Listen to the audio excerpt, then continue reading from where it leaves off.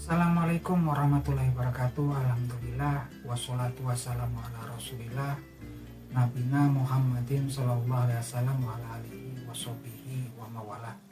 Wa qala Allah ta'ala fil Qur'anil Karim, ya ayyuhalladzina amanu taqullaha wal takum nafsum ma qaddamat lighad. Wa taqullaha innallaha khabirun bima ta'malun. Amma ba'du. Alhamdulillah, kemat siang para sedulur-sedulur yang saya cintai dan semoga dicintai oleh Allah SWT. Marilah kita bersyukur atas kehadiran Allah SWT yang telah melimpahkan rahmat serta kasih sayangnya kepada kita semua sehingga kita bisa berjumpa dan berkumpul di channel YouTube saya di siang hari yang cerah. Tak lupa sholawat dan salam kita curahkan kepada Nabi Muhammad SAW yang telah melepaskan umat manusia dari jurang kejahilian menuju ketaatan dan pengabdian kepada Allah SWT. Oke para sedulur, jadi Allah SWT berfirman di Al-Quranul Karim sebagai berikut. Bismillahirrahmanirrahim. Innal munafiqina fi darkil asfali minan nar walang tajida lahum nasir. Ya, artinya sebagai berikut, orang-orang munafik itu kelak tempatnya adalah di keraknya neraka, di dasarnya neraka, dan mereka tidak mendapatkan penolong seorang pun di dalamnya. Nah, teman-teman, kalau kita lihat informasi yang diberikan Allah SWT di Al-Quranul Karim ini, teman-teman, ini kita bisa melihat betapa besarnya murkanya Allah SWT terhadap orang-orang, terhadap objek yang dikatakan, yang dilabeli sebagai orang-orang munafik. Nggak cuma kemudian mereka kelak akan berada di keraknya api neraka, di dasarnya neraka, tapi juga ditambah di belakangnya mereka tidak akan pernah mendapatkan penolong seorang pun di dalamnya. Nah teman-teman, mungkin sebagian dari kita masih bertanya-tanya, kok sampai segitu besarnya ya murkanya Allah SWT kepada orang-orang munafik ini. Bahkan ternyata dasarnya neraka itu bukanlah iblis yang menempati, ataupun mungkin syaitan, ataupun para orang-orang musyrik, ataupun orang-orang kafir, tapi ternyata yang menempatinya adalah orang yang dilabeli sebagai orang munafik. Nah, orang munafik ini ternyata secara lahirnya adalah orang-orang Islam, orang-orang muslim lahiriahnya, tapi di dalam hatinya yang paling dalam, di dalam dasar hatinya mereka sebenarnya tidak beriman pada Allah SWT, dan mereka juga tidak suka pada agama Islam. Jadi susah sekali ya kemudian kita, kalau kemudian untuk kita secara lahiriah untuk menengarai orang-orang kafir, orang-orang munafik ini ya, karena memang yang tahu dasar hati manusia siapa kecuali Allah SWT.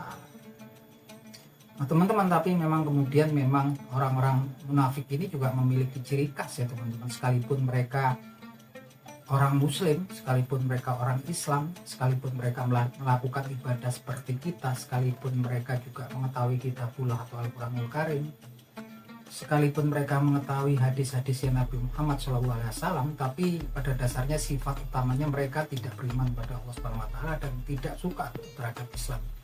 Dan memang sejarahnya mereka selalu menimbulkan perselisihan, menimbulkan intrik dan fitnah di internal umat Islam. Dan bahkan Nabi Muhammad SAW jauh-jauh hari pun telah memberitakan kekhawatirannya akan kemunculan orang-orang munafik yang pandai berbicara sepeninggal beliau. Dalam salah satu hadisnya Nabi Muhammad SAW bersabda sebagai berikut. Bismillahirrahmanirrahim.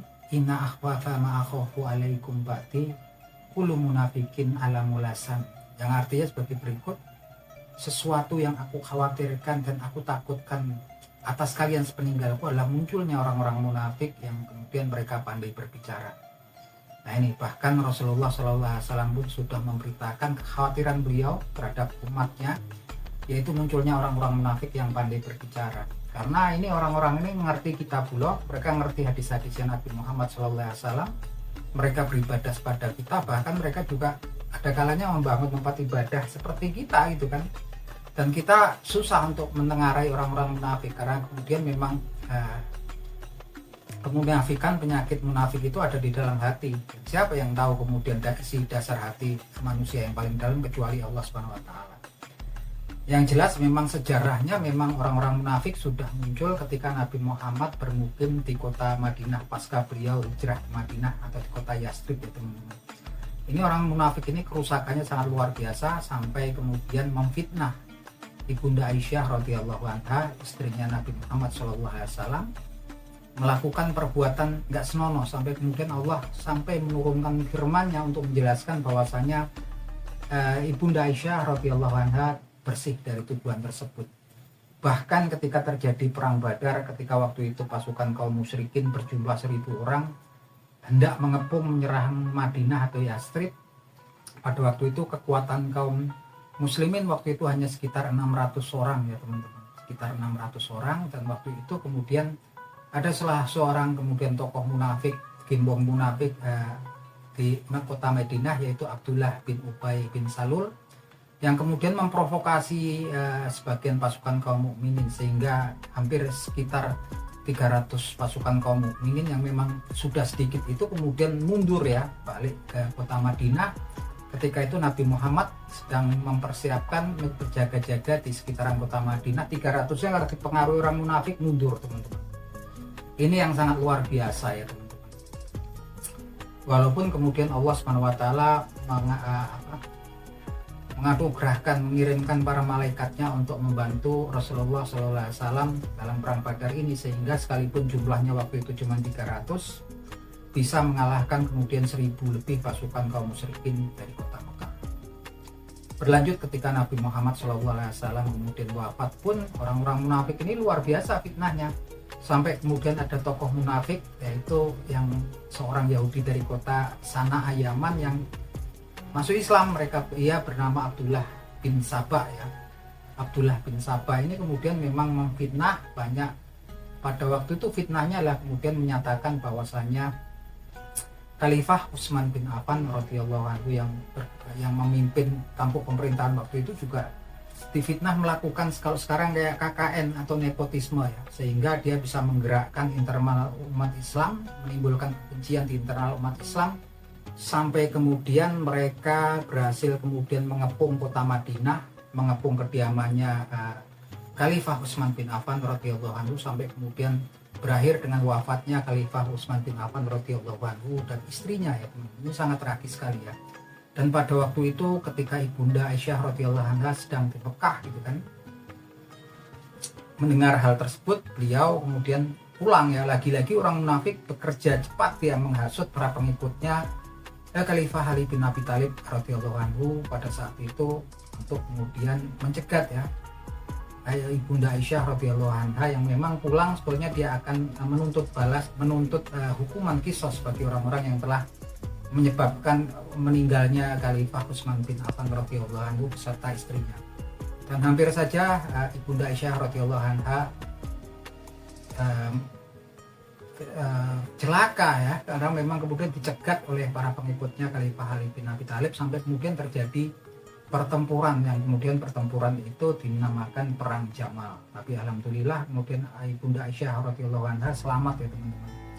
Yang berlanjut kemudian ketika Gubernur Syam pada waktu itu Muawiyah bin Abu Sufyan radhiyallahu anhu menuntut kisos atas kematian saudaranya ya, yaitu karena istrinya Khalifah Utsman bin Affan radhiyallahu anhu ini adalah saudara sepupunya Muawiyah bin Abi Sufyan ya. Orang munafik lagi-lagi bekerja dan kemudian sampai terjadilah perang yang namanya Perang Siffin ya. Perang Siffin ini antara pengikutnya Khalifah bin Abi Thalib, Ali bin Abi Thalib, dengan pengikutnya Khalifah Muawiyah bin Abu Sufyan radhiyallahu anhu, yang akhirnya berakhir karena lama sampai berlarut-larut, akhirnya mereka kemudian berdamai. Yang jelas orang-orang munafik ini sangatlah luar biasa dalam merusak ya internal umat Islam. Nah, kenapa saya bahas ini? Karena memang belakangan ini kita bisa melihat banyaknya konflik, intrik, kemudian perselisihan di internal umat Islam. Itu adalah salah satu penanda kalau kemudian kaum munafik memang kemudian sudah muncul, walaupun kita nggak tahu karena yang mana yang munafik yang mana. Cuman ciri khasnya mereka akan menimbulkan perselisihan, konflik di internal umat Islam. Karena itulah kemudian sebenarnya kita kemudian dilarang ya, sebenarnya dianjurkan untuk meninggalkan perdebatan ya di internal umat Islam. Karena kenapa?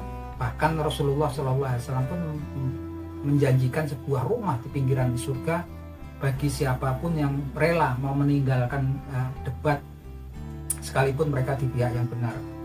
Karena memang ini yang dipancing ya seperti itu akhirnya friksi ya. Seperti yang kita tahu memang belakangan kan banyak ustadz kita, ustadz yang sepertinya adem-adem aja, penuh damai, yang cuman kemudian mendakwahkan syiar-syiar Islam gitu pun terkena fitnahnya ya, seperti Ustadz Khalid Basalamah, Syafiq Riza Basalamah, yang sebenarnya juga apa sih yang mereka dakwahkan, ceramahkan nggak ada kok yang isinya perselisihan, kebencian, atau mungkin yang diberitakan mengkafir-kafirkan orang, kan ada sejak digitalnya gitu kan, yang mereka kemudian dilabeli sebagai orang-orang Wahabi, kita nggak ngerti lah itu kan.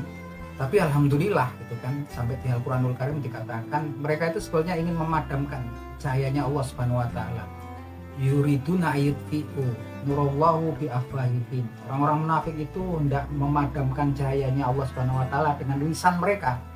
Nah ini ya, di Al-Quranul Karim sebutkan mereka hendak memadamkan cahayanya Allah Subhanahu wa taala dengan lisannya, tapi Allah Subhanahu wa taala berkehendak lain. Allah Subhanahu wa taala menyempurnakan cahayanya sekalipun mereka tidak suka. Dan ini kuncinya teman.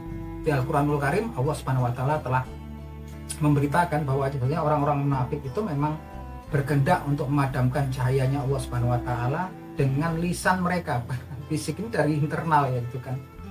Tapi memang alhamdulillah Allah Subhanahu wa taala selalu melindungi para pendakwah kita yang memang lurus ya. Seperti Ustadz Khalid Basalamah, Ustadz Syafiq Riza Basalamah. Alhamdulillah mereka pun selalu diselamatkan ya, sekalipun banyak penolakan, banyak acara pembubaran daripada dakwah dan ceramah mereka yang kita kemudian alasannya mereka memecah belah bangsa, mengadu domba. Sebenarnya kalau dilihat digital recordnya kan bisa gitu kan. Yang jelas memang mereka ciri khasnya yaitu mereka sebenarnya nggak fokus dengan golongan di luar Islam, mereka fokusnya memang untuk menyerang internal umat Islam, memberikan perselisihan di internal umat Islam. Oleh karena itu teman-teman, dalam kemudian kita menonton tokoh-tokoh saat ini yang kemudian berdakwah, berceramah di media sosial, harus hati-hati karena kemudian kita nggak tahu ciri khasnya. Pokoknya dalam ceramah ataupun dakwahnya kemudian menyelonong, menyasar, menyerang internal kelompok lain, friksi orang-orang lain di internal umat Islam, itu ciri khasnya. Menebarkan kebencian, permusuhan di internal umat Islam. Kita harus berhati-hati, bukan apa-apa teman-teman, karena sayang sekali hidup kita hanya sekali, dan apa yang dinamakan orang yang berhasil adalah orang yang sukses, adalah yang selamat di yaumil kiamah nanti, selamat di yaumil hisab nanti. Kalau lacur kemudian kita masuk menjadi orang-orang yang munafik, cilakalah kita, karena tempatnya orang munafik adalah mereka didarkil asfali minan nar, api neraka, intinya neraka, dan mereka tidak akan pernah mendapatkan penolong satupun di dalamnya. Maka kita patut bermohon pertolongan kepada Allah Subhanahu wa taala agar kita dilindungi di era digital ini, agar tidak kemudian terpengaruh, bahkan dipengaruhi sehingga kita kemudian masuk menjadi golongannya orang munafik. Kan ini ngeri teman-teman, kita nggak ngerti gitu kan. Alangkah banyaknya sekarang kita lihat perselisihan, intrik di internal umat Islam, kita nggak tahu yang mana yang benar, yang salah, yang mana. Yang jelas memang kita patut berhati-hati dan kita ikut yang adem-adem aja. Yang jelas saya sendiri bersyukur saat ini semakin banyak kemudian yang mengikuti dakwah sunnah, dakwah tauhid yang memang disuarakan oleh para ustadz-ustadz yang lurus, yang adem, yang damai, seperti Ustadz Khalid Basalamah, Ustadz Syafiq Riza Basalamah gitu kan. Ini orang-orang yang memang saya pikir nggak pernah ada menanamkan kebencian, menebarkan kebencian, apalagi permusuhan di internal umat Islam. Nah itu aja teman-teman, semoga obrolan kita ini bermanfaat. Akhir kata, wabillahi taufik wal hidayah, wassalamualaikum warahmatullahi wabarakatuh.